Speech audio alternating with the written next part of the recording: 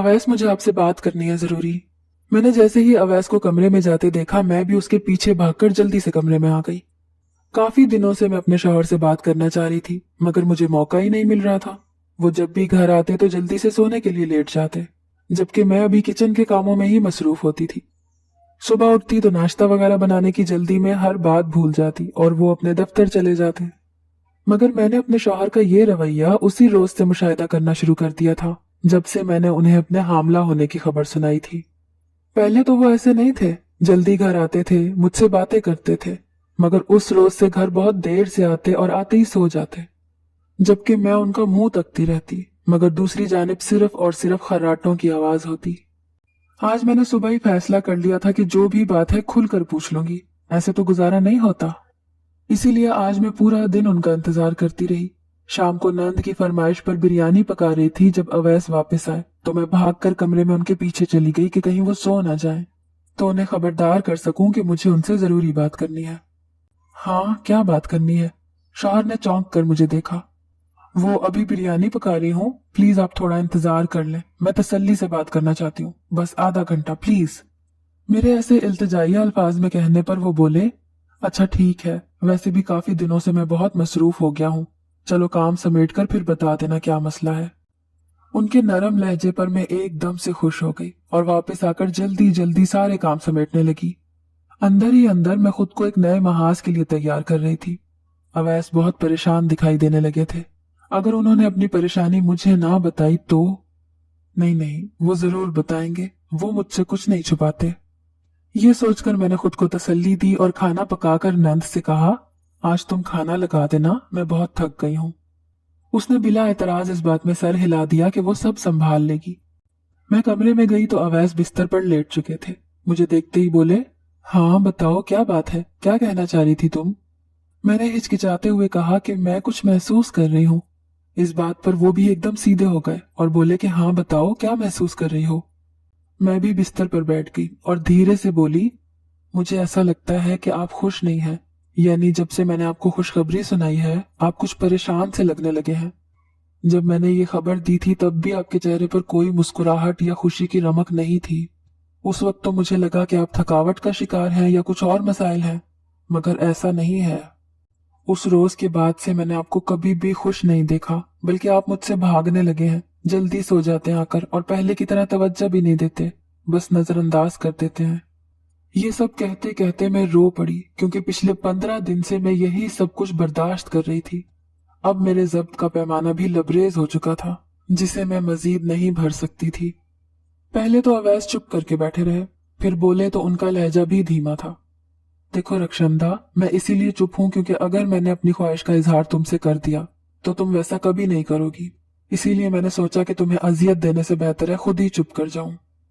इस बात पर मैं मुतजस्सिस होकर आगे बढ़ी और अवैस का हाथ अपने हाथों में लेकर बोली, नहीं आप बताएं क्या कहना चाहते हैं, मैं आपकी हर बात मानूंगी, बस आप पहले जैसे हो जाएं तो मेरी जिंदगी में भी सुकून आ जाएगा।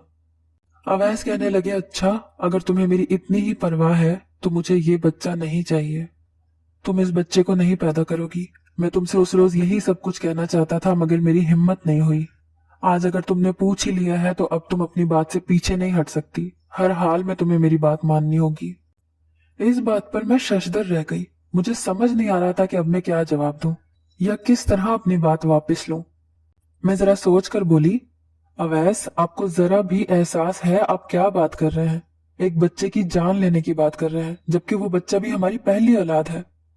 इस बात पर वो तड़क कर बोले कि मैं अपने हवासों में ही हूँ, अब तुम वही करोगी जो मैंने कहा है, तुम्हें मेरी ख्वाहिश का हर हाल में एहतराम करना होगा। मैं नफी में सर हिलाकर वहां से खड़ी हो गई और बोली, ऐसा कभी नहीं होगा। आपको भले से ये औलाद नहीं चाहिए, मगर मुझे ये औलाद चाहिए और इसकी खातिर मैं कुछ भी कर गुजरने को तैयार हूँ। आप मुझे मजबूर नहीं कर सकते, नहीं गिराऊंगी मैं ये बच्चा। रक्षंदा तुम्हें वही करना होगा जो मैं कहूंगा। अवैस एकदम से धाड़े थे।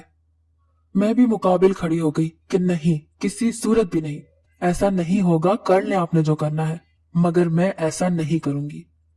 उस वक्त एक बीवी नहीं एक माँ बोल रही थी, जो अपने बच्चे के लिए कुछ भी कर गुजरने के लिए तैयार होती है। रक्षंदा तुम मुझे खो दोगी, मैं तुम्हें छोड़ दूंगा, फिर लेके बैठी रहना अपनी औलाद को। अवैस ने आखिरी हथियार के तौर पर ये जुमले इस्तेमाल किए, मगर मेरे तमाम डर खत्म हो चुके थे। ठीक है, अगर आपकी यही ख्वाहिश है तो छोड़ दे मुझे, मैं अपनी औलाद को नहीं छोड़ सकती, हमारा अल्लाह वारिस है। इस बात पर पहले तो वो हैरान हुए, फिर एक कदम मुझे मारने के लिए आगे बढ़े, लेकिन खुद पर जब्त करते हुए वैसे ही उल्टे कदम कमरे से निकल गए। पीछे मैं कमरे में डरी सहमी खड़ी थी। मुझे लगा था कि आज मेरी खैर नहीं, मगर अवैस के ऐसे जाने ने मुझे यकीन दिला दिया कि वो नाराज हो चुके हैं। लेकिन अभी मुझे उनकी नाराजगी की कोई फिक्र नहीं थी। मैं तो शुक्र अदा कर रही थी कि उन्होंने मुझ पर हाथ नहीं उठाया। मैं कमरे में सर पकड़कर बैठी थी जब नंद मेरे पास आई और बोली, भाभी क्या हुआ है? भाई इतने गुस्से में गए हैं और ये कह रहे थे कि अपनी भाभी को बता देना मैं घर छोड़ कर जा रहा हूँ। मैंने उन्हें रोकने की बहुत कोशिश की, मगर वो रुक कर ही नहीं दे रहे थे। बार बार यही दोहरा रहे थे कि तुम्हारी भाभी की हट धर्मी की वजह से ये नौबत आई है। आप मुझे बताएं क्या हुआ था? भाई ऐसे गुस्से के तेज तो कभी भी नहीं थे, हमेशा पुरसकून रहते हैं। अगर कुछ हो भी जाए तो आराम से बैठकर मसले का हल निकालते हैं। मैं हवन्नकों की मानंद नंद की शक्ल देखे जा रही थी। फिर मैं बोली तो मेरी आवाज लरज रही थी। शबाना, वो चाहते हैं मैं ये बच्चा पैदा ना करूं, गिरा दूं इस बच्चे को। भला कौन सी माँ ऐसी है जो ये बात बर्दाश्त कर सके कि वो अपना बच्चा खुद ही मार दे या उसे किसी और के हाथों मरवा दे? नहीं, ये काम मेरे बस का नहीं है। तुम समझाओ ना अपने भाई को, वो समझ जाएंगे। नंद ने मेरी बात ऐसे सुनी गोया उसे सब पहले से मालूम था। दुखी तासुरात के साथ वो बोली, भाभी आपके और बच्चे हो जाएंगे, अभी आपको चाहिए कि भाई की बात मान ले। ऐसे तो वो नाराज होकर घर से बाहर ही रहेंगे, फिर क्या करेंगी आप? वो मुझे तसल्ली देने के बजाय अपने भाई का ही साथ दे रही थी। तुम भी वैसी ही हो, अपने भाई जैसी, बिल्कुल बेहिस। चाहे कुछ भी हो, मैं अपने बच्चे पर आंच नहीं आने दूंगी। मैंने बेदर्दी से अपने आंसू पोंछे। चले, मर्जी है आपकी, वरना मैं तो समझा समझा कर थक चुकी हूँ। खैर, पछतावा हुआ तो आपको ही होगा। इतना बोलकर वो जैसे ही जाने लगी, मैंने पीछे से पुकार लिया और पूछा, कौन से पछतावे की बात कर रही हो तुम? पछतावा तुम्हारे भाई को होगा, मुझे नहीं। अरे नहीं मेरी प्यारी भाभी, ये पछतावा आपके हिस्से में आएगा। बस आपने गलती कर दी। अगर भाई की बात मान लेती तो वो नहीं होता जो होने वाला है। 6 माह बाद देखिएगा, फिर आपको सब कुछ समझ में आ जाएगा। इतना बोलकर वो मजीद वहां नहीं रुकी और मेरे कमरे से चली गई, जबकि मैं पीछे सोचती ही रह गई, बिलाखिर मसला क्या बना? ऐसा क्यों कहा इसने? 6 माह, यानी अवैस 6 माह तक वापस नहीं आएंगे। नंद की बातों से तो मुझे यही कुछ समझ आया था। मैं काफी देर कमरे में बैठी सोचों में ही हिसाब किताब के ताने बाने बुनती रही। बिलाखिर थक कर लेट गई कि जो होगा देखा जाएगा, फिर वो 6 महीने बाद हो या 6 दिन बाद। मैं अपनी औलाद को जाया नहीं करूंगी और यही मेरा हतमी फैसला है। इसके बाद अगर किसी ने मुझ पर जोर जबरदस्ती की तो अच्छा नहीं होगा। ये आखिरी बात थी जो मैंने सोची। उसके बाद मुझे कोई होश नहीं था कि मैं कहाँ हूं कहाँ नहीं, बस सो गई। सुबह उठी तो मुझे रात की तमाम बातें एक मर्तबा फिर से याद आईं। सो मैंने सर झटक कर खुद को आजाद करना चाहा, मगर अवैस का बिस्तर खाली देखकर मेरा दिल भी एकदम से खाली हो गया। मुझे अफसोस होने लगा कि काश मैं बात मान लेती, मगर उसी वक्त मेरी ममता जाग उठी। मुझे इदराक हुआ कि जब तक मैं यहाँ रहूंगी ऐसी बातें ही मुझे तंग करती रहेंगी, मुझ पर हावी रहेंगी। इसीलिए बेहतर है कि मैं अपने मैके में ही चली जाऊं। अगर अवैस ने मुझे बीवी के तौर पर कबूल करना हुआ तो वो खुद ही ले आएंगे, वरना मैं क्यों उनके वापस आने का इंतजार करके खुद को अजियत देती फिरूं। ये बात जहन में आते ही मैंने बैग में अपना सामान भरना शुरू कर दिया। मेरे कमरे से शोर की आवाज बाहर गई तो खुशबाश सी नंद कमरे में आ गई और मुझे तैयारी करते देखकर बोली, वैसे भाभी अच्छा नहीं कर रही हैं आप, यहीं रुक जाए वरना मैं बिल्कुल अकेली हो जाऊंगी। नहीं शबाना, यहाँ रहूंगी तो वही बातें मुझे जहनी मरीज बना देंगी, इसीलिए मैं यहाँ नहीं रहना चाहती। मैंने बुझे बुझे लहजे में कहा, भाभी आप अपने घर वालों को परेशान मत करें ना, यही रहे मेरे पास, चाहे तो कमरा बदल ले, मगर ये आपका घर है, इसे छोड़कर मत जाए। बस जो होगा देखा जाएगा। आप कहीं भी नहीं जा रही हैं, लाइन दें ये बैग मैं खाली कर देती हूँ। इतना बोलकर शबाना ने मेरे हाथ से बैग थामकर खाली करना शुरू कर दिया। मुझे समझ नहीं आ रही थी कि क्या ये वही शबाना है जो रात को अपने भाई का साथ दे रही थी और अब मेरी हमदर्द बनी मुझे यहाँ से जाने नहीं दे रही। खैर जो भी था, मैंने भी यही सोचा कि यही अक्लमंदाना फैसला है कि यहीं पर रहा जाए, वरना घर जाऊंगी तो वहां अब्बा को कैसे झेलूंगी। यहाँ तो फिर भी सूरत हाल संभाली जा सकती है, लेकिन अब्बा तो मुझे ऐसे घर में घुसने नहीं देंगे। यही सोचकर मैं चुपके से बैठ गई और शबाना बड़े खुशगवार मूड के साथ मेरा बैग धड़ाधड़ खाली किए जा रही थी। उस वक्त मुझे खुद पर तरस आ रहा था। पहले सारी उम्र बाप की बातें सुनी थी और अब शौहर की बारी थी कि वो रोब दिखा सके। मेरे वालिदैन कौन थे कौन नहीं ये मैं नहीं जानती थी, मगर मैंने जिस घर में आंख खोली वहां एक औरत तो मेरी माँ थी, मगर उस औरत का शौहर मेरा बाप नहीं बनना चाहता था। उन दोनों की औलाद नहीं थी। मुझे मेरी अम्मी एक सड़क से उठाकर लाई थी। एक एक्सीडेंट हुआ था बस का, जिसमें कुछ मुसाफिरों की वफात हो गई और कुछ जख्मी हो गए, मगर उन सब में मैं भी शामिल थी। वहां सड़क के एक किनारे पर पड़ी रो रही थी जब वो मेहरबान औरत मेरे करीब आई और उठाकर सीने से लगा लिया। देखते ही देखते उस मेहरबान औरत की गोद में मैं झट से चुप कर गई, क्योंकि मुझे ममता से भरपूर वजूद मयस्सर आ गया था। वहां कोई भी जवान जोड़ा नहीं था जिनकी औलाद मुझे समझा जाता। सब बूढ़े थे। शायद मैं किसी की पोती वगैरह थी या कोई मुझे मेरे माँ बाप से अलहदा कर कर उठाकर भागा था। इस बात से पर्दा आज तक नहीं उठ सका। अम्मी ने मुझे अपनी आगोश में भरा और दुआ करने लगी कि मेरा कोई वाली वारिस ना निकल आए। वो मुझे अपनी बेटी बनाना चाहती थी, पालना चाहती थी। उनकी शादी को 10 साल हो चुके थे, मगर उनकी गोद हमेशा खाली रही। कोई भी वजूद उनकी गोद को हरा नहीं कर सका। उन्होंने मुझे उठाया और वहां तमाम लोगों से पूछकर मुझे अपने साथ घर ले आई। उन्हें लगता था कि औलाद की कमी पूरी हो गई है, मगर ये उनकी भूल थी। अब्बा ने मुझे घर में रखने से ये कहकर इनकार कर दिया कि न जाने किसकी नाजायज औलाद उठाकर घर ले आई हो। जिसकी बेटी है ये उसे वापस लौटा कर आओ। मैं किसी सूरत भी इसे रखने को तैयार नहीं हूँ। अम्मा ने बहुत मिन्नतें की, बहुत समझाया कि ये एक एक्सीडेंट में बच गई थी। अब अगर मैं ना उठाती तो बेचारी रुल जाती। सो अल्लाह ने हमें औलाद नहीं दी तो क्या हुआ, औलाद की सूरत ये बेटी तो अता कर दी है। बस हम इसको अपनी औलाद की तरह पालेंगे। तुम इसके अब्बा और मैं अम्मी। देखना ये बच्ची हमारी आंखों की ठंडक बनेगी। अम्मी लाड में मुझे सीने से चिमटाया न जाने क्या क्या बोलती जा रही थी, मगर अब्बा की धाड़ ने उन्हें चुप रहने पर मजबूर कर दिया। नहीं, ये किसी सूरत मुझे इस घर में कबूल नहीं। या तो इसे रखोगी या मैं तुम्हें घर से निकाल दूंगा। यह धमकी मेरी माँ पर कारगर साबित हुई, लेकिन फिर भी वो अब्बा के कदमों में बैठ गई और जितनी मिन्नतें कर सकती थी करने लगी कि बस एक ही तो ख्वाहिश है मेरी औलाद की, वो पूरी हो जाने दे। मुझे इस बच्ची की माँ बनने दे। देख तो सही इसकी मोहनी सूरत, तुझे भी प्यार न आए तो फिर कहना। मगर अब्बा ने एक मर्तबा भी गर्दन मोड़कर मुझ पर निगाह नहीं डाली। वो तो मुझे मुकम्मल तौर पर फरामोश किए हुए था। उसे कोई फर्क नहीं पड़ता था, मगर मेरी माँ के कहे गए जुमलों ने उसे कुछ ठंडा कर दिया। अब्बा मेरी माँ से बड़ी मोहब्बत करता था, बल्कि दोनों ने घर से भागकर शादी की थी। बिलाशुबा वो पढ़े लिखे नहीं थे, मगर मोहब्बत जाहिल या पढ़े लिखे को कहाँ देखती है। वो तो बस डस लेती है। सांप बनकर एकदम से फन फैलाकर आदमी पर हमला आवर हो जाती है। सो उन दोनों पर भी मोहब्बत ने अपने फन फैला दिए थे। घर वाले दोनों के ही रजामंद नहीं थे, सो उन्होंने भागना मुनासिब समझा। वो अपनी जिंदगी अफसोस में गुजारने के रवादार नहीं थे। घर से भागकर उन्होंने किराए का एक मकान लिया और अब्बा सब्जी की रेडी लगाने लगा, जो सुबह घर से लेकर निकलता और शाम को लौटता। उनकी मोहब्बत की यही कुर्बानी थी कि रब ने उन्हें औलाद जैसी नेमत से महरूम रखा, या शायद मुझे उनकी जिंदगियों में लाना मकसद था। वजह जो भी हो, मगर जाने अनजाने में उन दोनों की जिंदगियों में मैं दाखिल हो चुकी थी। 10 साल बाद अम्मी को ऐसे सड़क पर पड़ी मिली तो वो ममता से चूर मुझे सीने से लगाए शौहर के सामने डट कर खड़ी हो गई कि कुछ भी हो जाए वो इस लड़की को हर हाल में पालेंगी। और शौहर भी मनपसंद बीवी की फरमाइश को आराम से रद्द कर चुका था कि या तो बच्ची रखो या मेरे साथ निबाह करो। सो अम्मा ने 1 घंटा पहले मिली बच्ची को रखना ज्यादा मुनासिब समझा, ना कि शौहर का साथ देना। अब्बा ने आखिरी मर्तबा पूछा, क्या तुझे ये बच्ची बहुत अच्छी लगी है? क्या तू इसी के साथ रहना चाहती है? अब्बा की आवाज में इल्तजा थी, बेबसी थी, जिस पर अम्मा ने नम आंखों के साथ इकरार में सर हिला दिया।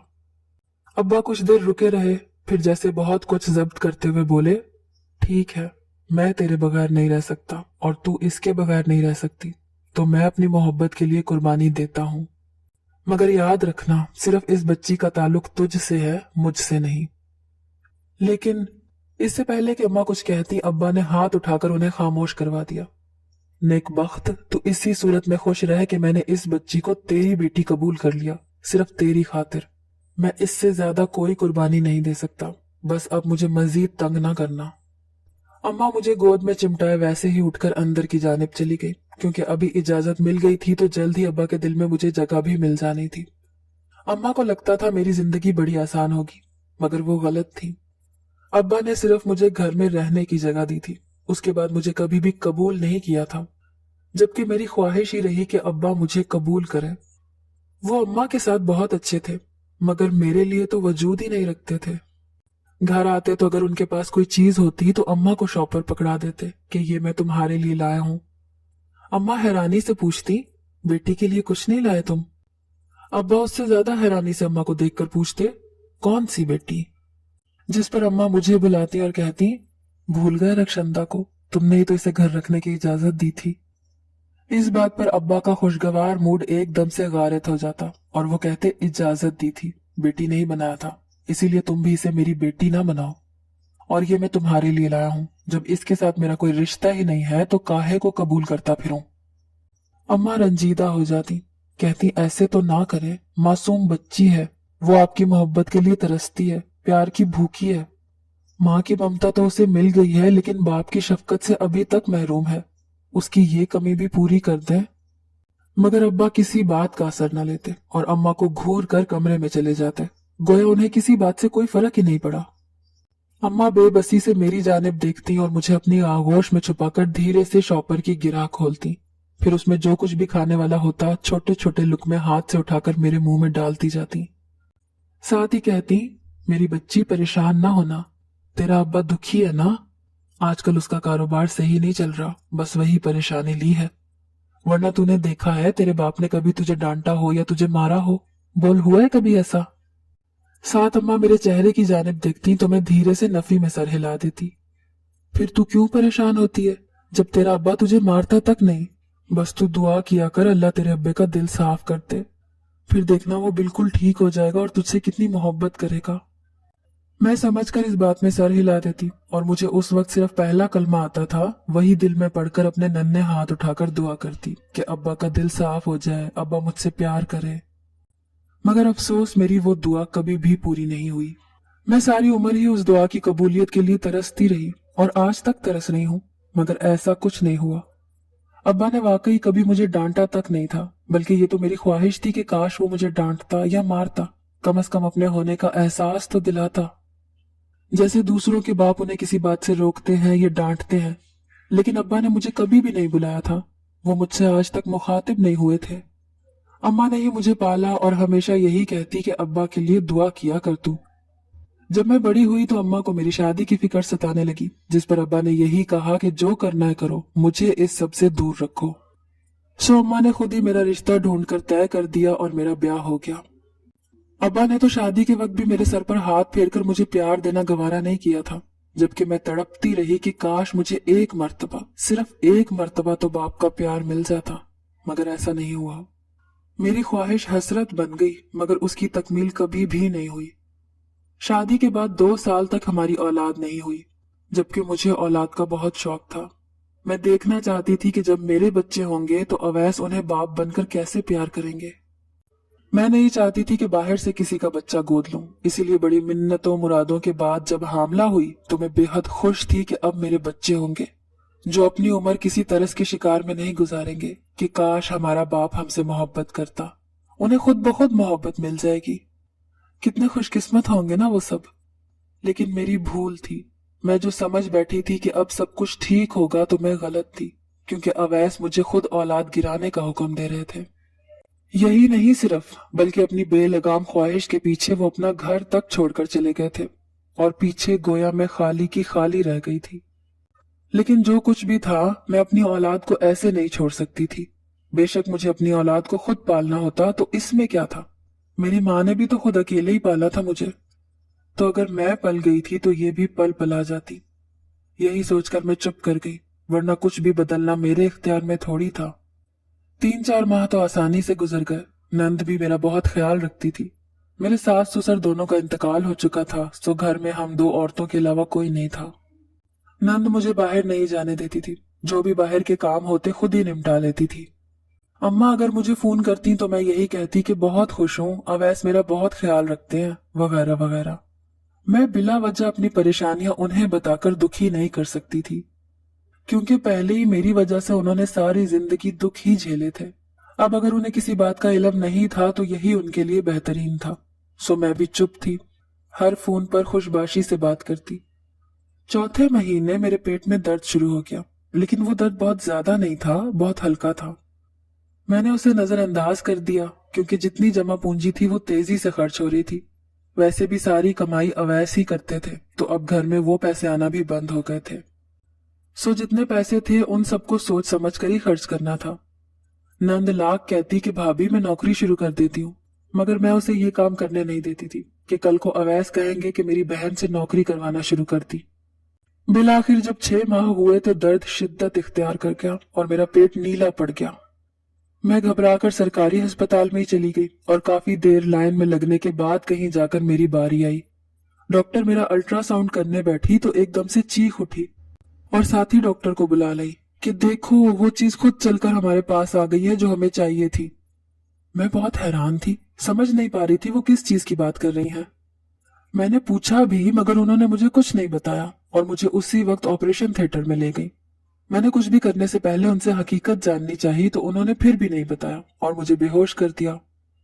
जब मैं होश में आई उस वक्त भी मेरे पेट में बहुत शदीद दर्द था। मैंने अपने पेट को देखा तो वो अपनी असली हालत में वापस आ चुका था। जो उसकी बढ़ोतरी हुई थी वो खत्म हो चुकी थी, अलबत्ता वहां नील के निशान वैसे ही थे। मेरा जब्त जवाब दे गया और मैं चीखने लगी। कुछ ही देर में नर्स भागती हुई मेरे पास आई और डॉक्टर को बुलाया। मैंने उसे कहा जो बात है मुझे बता दो, वरना अभी मैं थाने चली जाऊंगी। जिस पर वो कहने लगी कि यहाँ बहुत से ऐसे लोग आते हैं जिन्हें बच्चा नहीं चाहिए होता। हम मानते हैं कि ये गैर इखलाकी हरकत है, मगर हम इस कदर मजबूर हो जाते हैं कि किसी भी हालत में हमें उनका बच्चा गिराना होता है। इसके लिए हमें अपने हाथों से ऐसी जहरीली अद्वियात देनी पड़ती हैं कि हम अपने आप से ही नजरें छुपाते फिरते हैं। मगर तुम्हारे केस ने हमारी मुश्किल आसान कर दी। तुम्हारा बच्चा 1 माह पहले ही मर चुका था, मगर हम लोग अगर बच्चा मर जाए तो उसे फौरन ही जिस्म से निकाल लेते हैं, मगर तुमने ऐसा नहीं किया, जिससे तुम्हारे जिस्म में एक अजीब तरह का जहर फैल गया। हमने तुम्हारी सफाई तो कर दी है, मगर वो जहर बहुत कीमती है। हम उससे ऐसी अद्वियात तैयार करेंगे जिसकी एक खुराक ही काफी होगी और हमारे लिए बहुत मददगार साबित होगी। हम तुम्हारी औलाद के लिए दुखी हैं, मगर खुदा को यही मंजूर था। मैं चुपचाप घर वापस आ गई और आकर नंद से पूछा, तुम्हें कैसे इल्म था कि मैं ये बच्चा नहीं पैदा कर सकूंगी? पहले तो इस पर नंद हिचकिचाहट का शिकार हुई, फिर बोली, भाई क्योंकि ऐसा ही होना था, भाई ने जो गलत किया था। उन्होंने एक हिजड़े के साथ बदतमीजी की थी, उसे बहुत बुरा भला कहा था, बल्कि ये कहें कि धक्के दे देकर घर से निकाल दिया था। जिस पर वो हिजड़ा तालियां पीटते हुए भाई को बद्दुआ देकर गया था कि औलाद भी हिजड़ा ही पैदा होगी, देखना तेरी औलाद बर्बाद होगी। तो भाई डर गए थे। उन्होंने उससे माफी भी मांगी, मगर वो अपनी बात पर अटका रहा। लेकिन फिर नरम होकर बोला कि ठीक है, तुझे कुफारा तो अदा करना होगा, तेरी पहली औलाद तुझे कभी नसीब नहीं होगी। इसलिए भाई डरते थे और आपसे जिद बांधी थी कि इस बच्चे को गिरा दें, क्योंकि जो कयामत बर्पा होने वाली थी वो उसे बर्दाश्त करने के अहल नहीं थे। ये सुनकर मैं शशदर रह गई और सोचती रही कि भला इस मासूम बच्चे का क्या कसूर है, उसने क्या किया है जो किसी और की बदतमीजी की सजा उसे दी जा रही है। वो तो बेजरर था, लेकिन क्यों, ऐसा क्यों? मगर मुझे इस सब का जवाब कहीं भी नहीं मिला। उस वक्त मुझे सब लोग ही अपने बच्चे के कातिल दिखाई दे रहे थे। वो हिजड़ा, मेरा शौहर और वो डॉक्टर जिन्हें अपनी गर्ज थी, मेरी मरी औलाद का कोई भी दुख नहीं था। सब लोग अपनी जिंदगियों में मसरूफ हो चुके थे, मगर मुझे तो मेरी औलाद का गम सारी उम्र खाना था ना। कुछ रोज बाद अवैस भी वापस आ गए और मुझसे माफी मांगी, मगर मुझे तो माफ करना ही था। वो ऐसा ना भी करते तो भी।